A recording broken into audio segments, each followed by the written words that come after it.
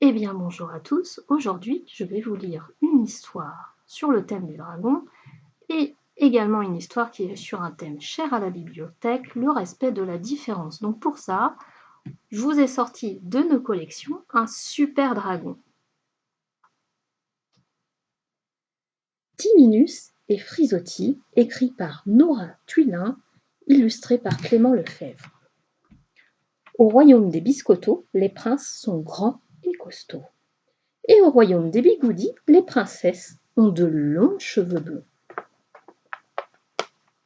Justement, le roi Biscotto est désespéré.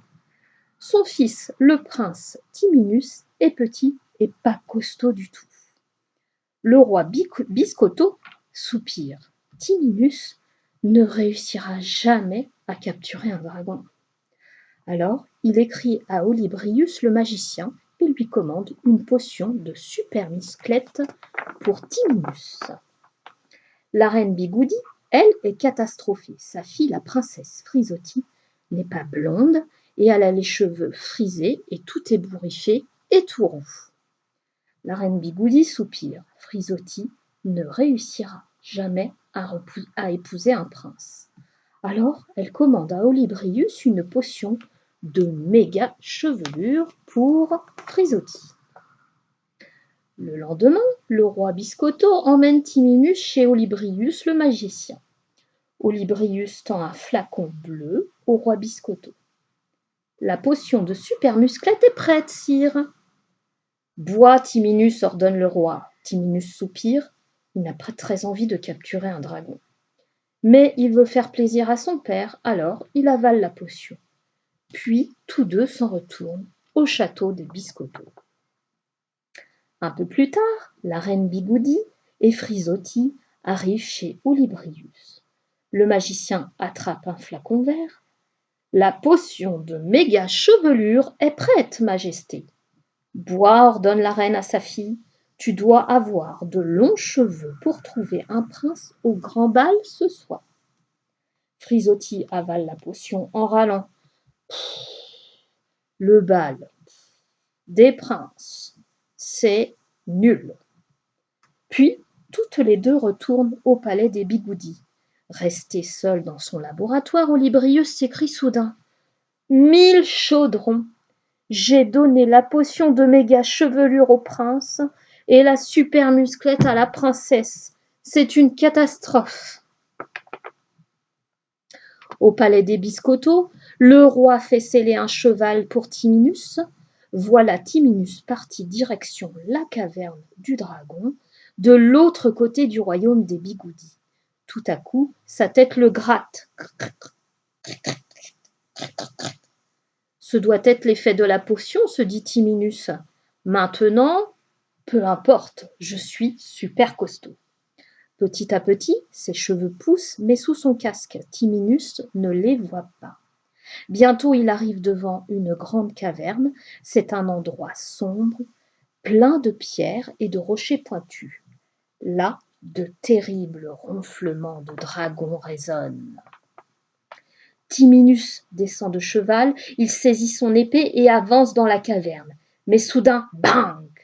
Il fait tomber une pierre. Le bruit réveille le dragon furieux, il crache de longues flammes. Timinus saute sur le côté pour se protéger. En bondissant, son casque tombe. Ses cheveux glissent jusqu'à terre comme une immense rivière. 1000 pétards, s'écrie Timinus. C'est quoi cette potion de malheur? Vite, Timinus court se réfugier derrière un bloc de pierre. Maintenant, comment faire? Soudain, Timinus a une idée. Avec ses cheveux, il tresse une longue corde et la lance en l'air. La corde s'accroche à un rocher pointu. Timinus s'agrippe à la corde. Il se balance dans le vide et bam! Il percute le dragon. Boum! Le dragon tombe à la renverse. D'un coup d'épée, Timinus coupe ses longs cheveux et ligote le dragon. À l'aide de son cheval, il le tire hors de la caverne et s'en retourne direction le palais des Biscottos. En chemin, Timinus traverse le royaume des Bigoudis. Là, sur la place du village, a lieu le grand bal. Les princes et princesses dansent lentement la valse, tous, sauf la princesse Frisotti. À cause de la potion de super musclette, elle court, elle saute, elle bondit partout. Elle a déjà assommé 3 princes. En voyant Timinus et le dragon, les danseurs s'arrêtent. Trop cool le dragon, s'écrie Frisotti d'une voix étonnamment puissante. Merci, rugit Timinus. Timinus et Frisotti discutent gaiement quand tout à coup l'effet des potions s'arrête. Frisotti retrouve sa voix normale, les cheveux qui ligotaient le dragon raccourcissent, et d'un coup d'aile, ce dragon s'envole et regagne la caverne. Timinus regarde Frisotti et murmure « C'est joli ta coiffure, plus jolie que celle des autres princesses. Elles sont toutes pareilles, blondes, avec de longs cheveux. » « Moi, je ne rencontre que des grands costauds, répondit Frisotti. C'est ennuyeux à la fin. Soudain, Olybrius, le roi Biscotto et la reine Bigoudi accourent en gesticulant. La reine tend la potion de méga chevelure à Frisotti et le roi donne la super musclette à Timinus. Non, non, non, non, crie Timinus. Capturer des dragons, c'est vraiment nul. Et Frisotti est belle comme elle est.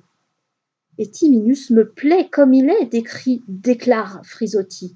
Timinus devient tout rouge et bégaie. Frisotti, est-ce que tu veux bien... Je veux bien t'épouser, oui, oui, s'écrie Frisotti. On aura plein d'enfants petits. Et tout ébouriffé, ajoute Timinus en riant.